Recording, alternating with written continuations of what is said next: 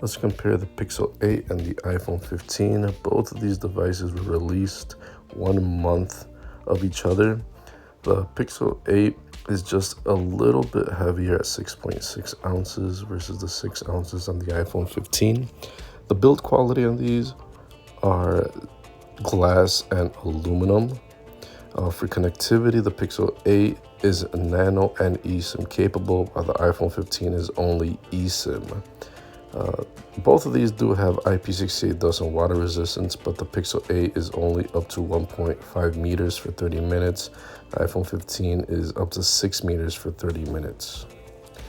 For the display, you're going to have a big difference here. You're going to have the Pixel 8 with a upgraded 120 hertz refresh rate with 2000 nits of peak brightness. The iPhone 15 has a Super Retina display, but only at a 60 hertz refresh rate.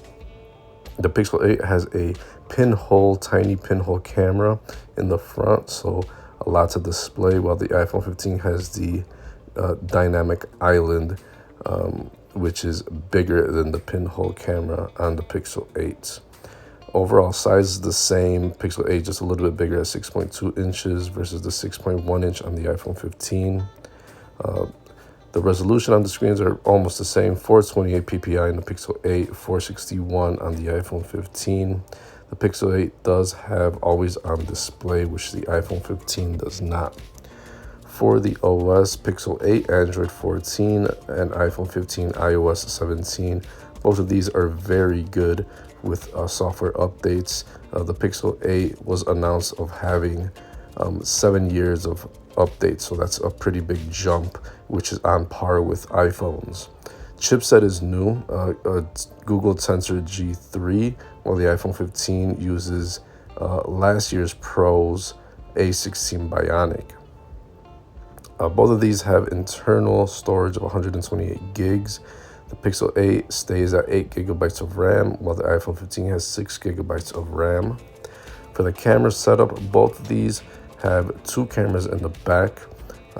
Pixel 8 has a 50 megapixel main shooter, 12 megapixel ultra wide.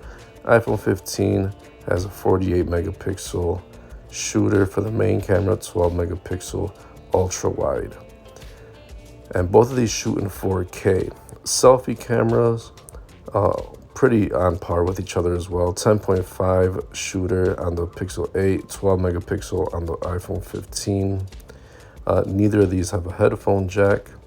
Bluetooth is the same, 5.3 on both, NFC on both, and the Pixel 8 has USB Type-C charging, and the iPhone 15 has also been changed to USB Type-C, upgraded from the Lightning.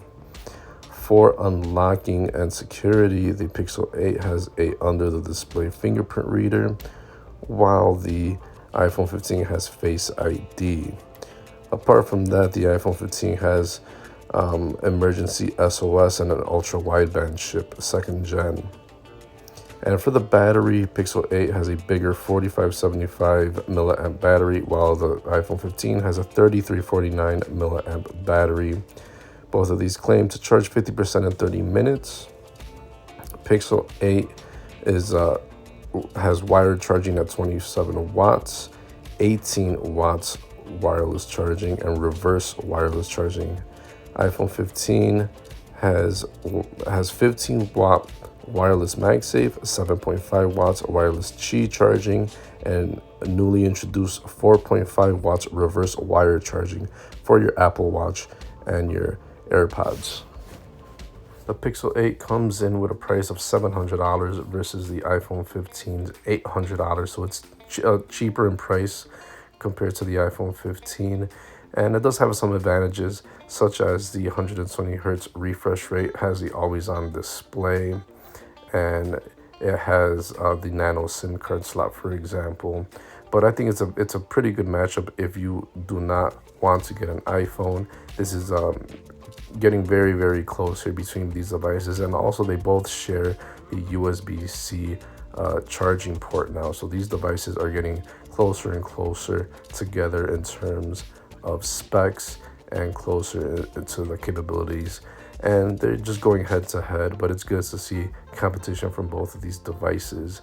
The iPhone 15 is going to be still very, very popular. It has advantages of its own, such as the dynamic island, and now that it has the USB-C port, now you could use the same charging port for a lot of your devices, and just the ecosystem in general. Both of these have really great camera systems, and I honestly think that the Google Pixel 8 is probably worth it more than the Pixel 8 Pro, and I think the iPhone 15 is a better buy than the Pixel 15 Pro. So these are very, very good base level devices.